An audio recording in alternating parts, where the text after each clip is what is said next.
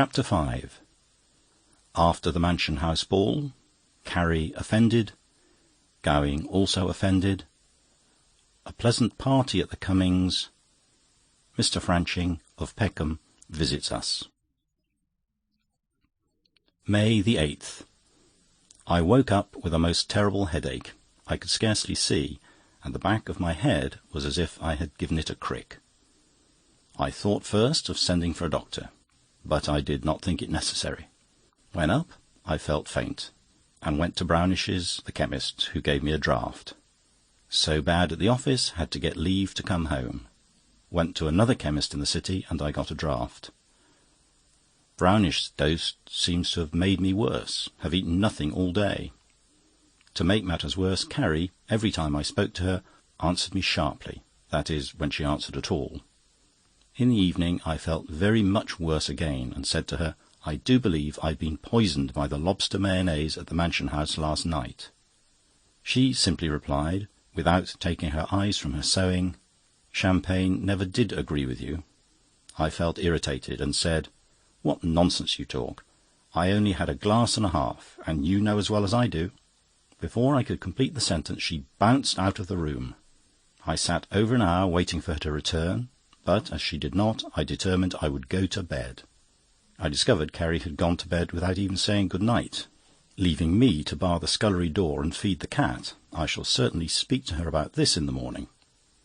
May the 9th. Still a little shaky, with black specks. The Blackfriars Bi-Weekly News contains a long list of the guests at the Mansion House ball. Disappointed to find our names omitted, though Farmerson's is in plainly enough, with MLL after it, whatever that may mean. More than vexed, because we had ordered a dozen copies to send to our friends. Wrote to the Blackfriars Bi-Weekly News, pointing out their omission. Carrie had commenced her breakfast when I entered the parlour. I helped myself to a cup of tea, and I said, perfectly calmly and quietly, "Carrie, I wish a little explanation of your conduct last night." She replied, "Indeed, and I desire something more than a little explanation of your conduct the night before." I said, coolly, "Really, I don't understand you." Carrie said, sneeringly, "Probably not. You were scarcely in a condition to understand anything." I was astounded at this insinuation, and simply ejaculated, "Caroline!" She said, "Don't be theatrical, it has no effect on me. Reserve that tone for your new friend, Mr. Farmerson, the ironmonger." I was about to speak when Carrie, in a temper such as I have never seen her in before, told me to hold my tongue. She said, "Now I'm going to say something. After professing to snub Mr. Farmerson, you permitted him to snub you in my presence, and then accept his invitation to take a glass of champagne with you, and you don't limit yourself to one glass. You then offer this vulgar man, who had made a bungle of repairing our scraper, a seat in our cab on the way home. I say nothing about his tearing my dress in getting in the cab, nor of treading on Mrs. James' expensive fan, which you knocked out of my hand, and for which he never apologised. But you smoked all the way home without having the decency to ask my permission. That is not all. At the end of the journey, although he did not offer you a farthing towards his share of the cab, you asked him in. Fortunately, he was sober enough to detect, from my manner, that his company was not desirable. Goodness knows I felt humiliated enough at this. But, to make matters worse, Gowing entered the room without knocking, with 2 hats on his head and holding the garden rake in his hand, with Carrie's fur tippet, which he had taken off the downstairs hall peg, round his neck, and announced himself in a loud, coarse voice. His Royal Highness the Lord Mayor. He marched twice round the room like a buffoon, and finding we took no notice, said, "Hullo, what's up? Lovers' quarrel, eh?" There was a silence for a moment, so I said quietly, "My dear Gowing, I'm not very well, and not quite in the humour for joking. Especially when you enter the room without knocking, an act which I fail to see the fun of." Gowing said, "I'm very sorry, but I called for my stick, which I thought you would have sent round." I handed him his stick, which I remembered I had painted black with the enamel paint, thinking to improve it. He looked at it for a minute with a dazed expression and said, "Who did this?" I said, "Eh? Did what?"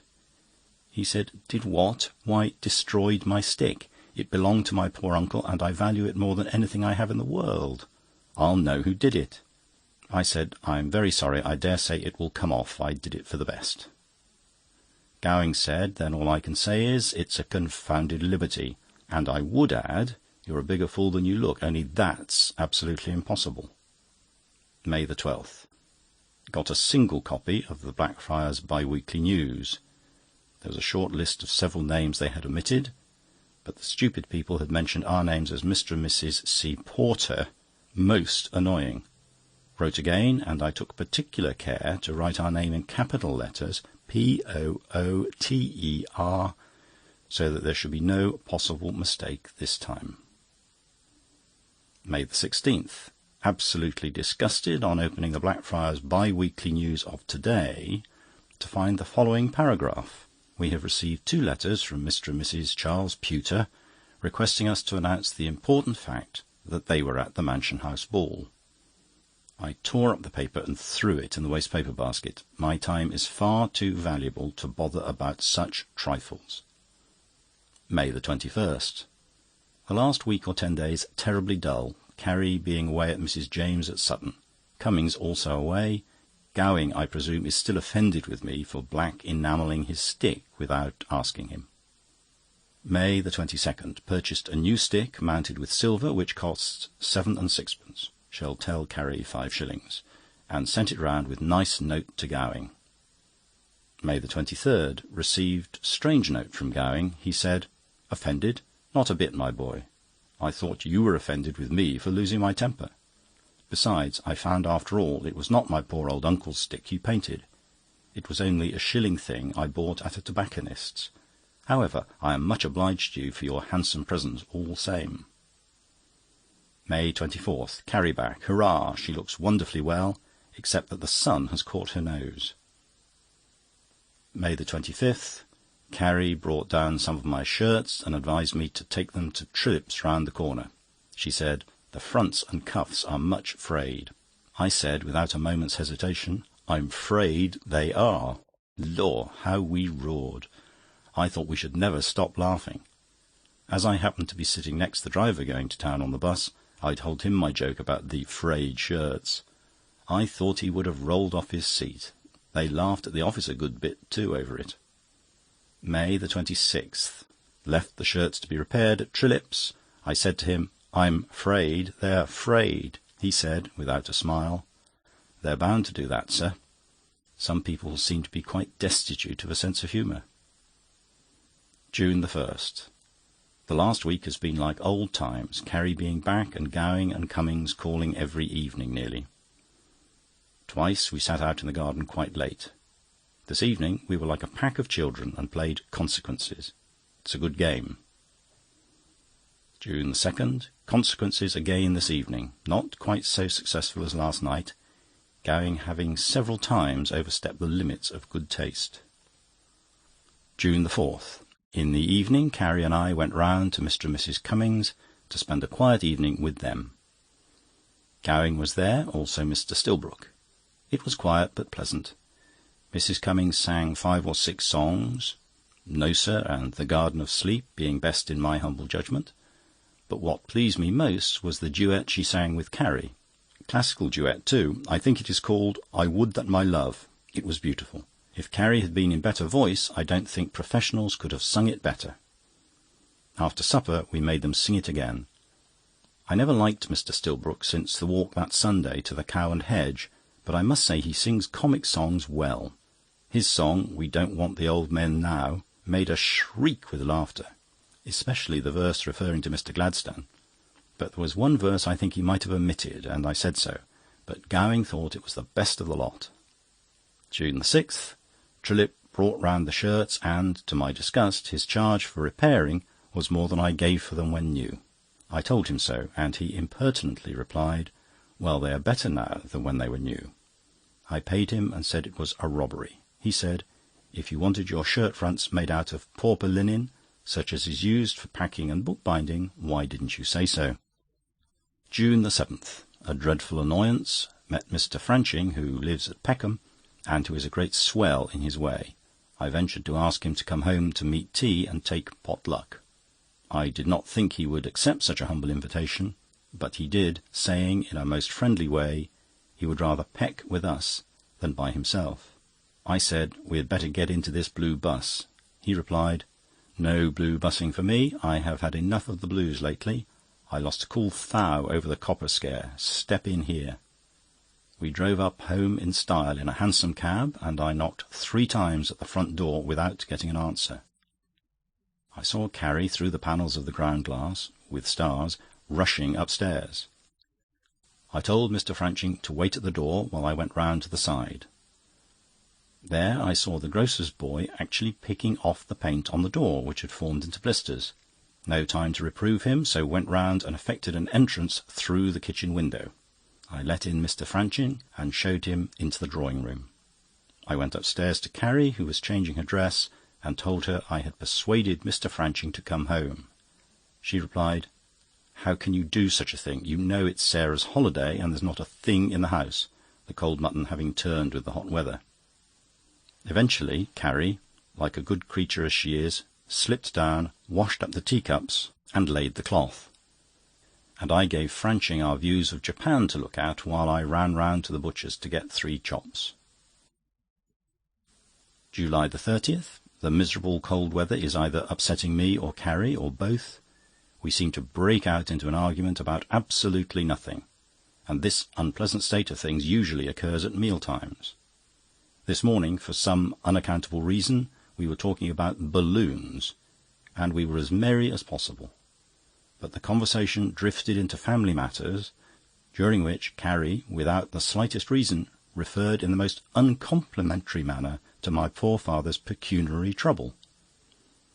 I retorted by saying that Pa, at all events, was a gentleman, whereupon Carrie burst out crying. I positively could not eat any breakfast. At the office I was sent for by Mr. Perkupp, who said he was very sorry, but I should have to take my annual holidays from next Saturday.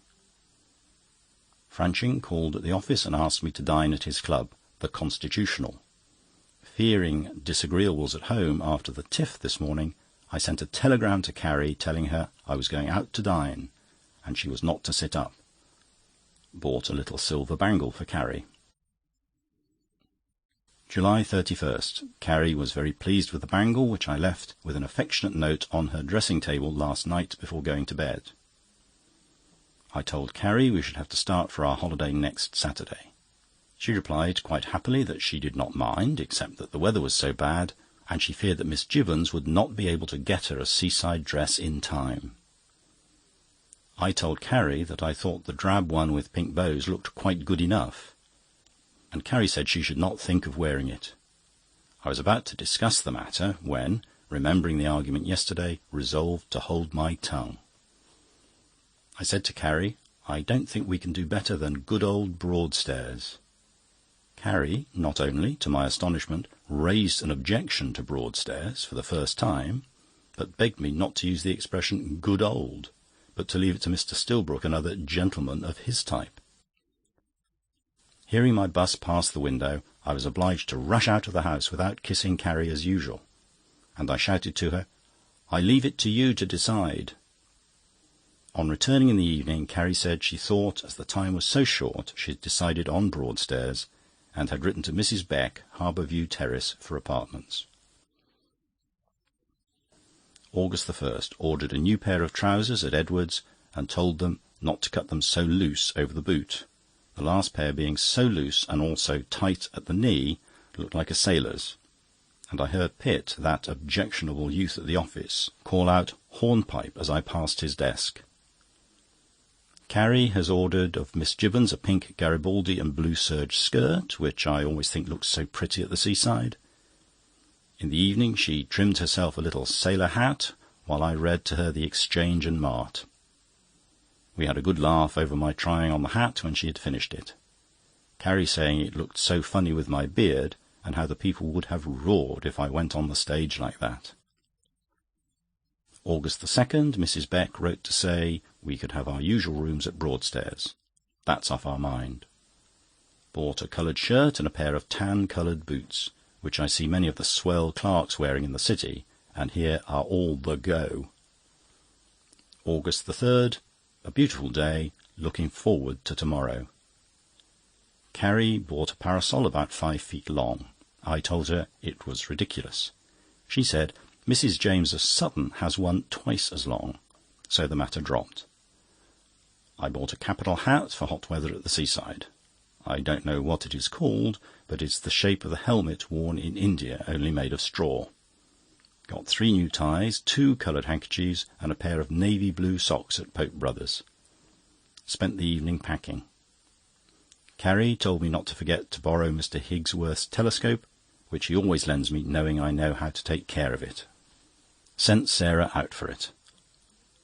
While everything was seeming so bright, the last post brought us a letter from Mrs. Beck saying, "I have just let all my house to one party, and am sorry I must take back my words, and am sorry you must find other apartments. But Mrs. Wamming, next door, will be pleased to accommodate you. But she cannot take you before Monday, as her rooms are engaged Bank Holiday week." End of chapter.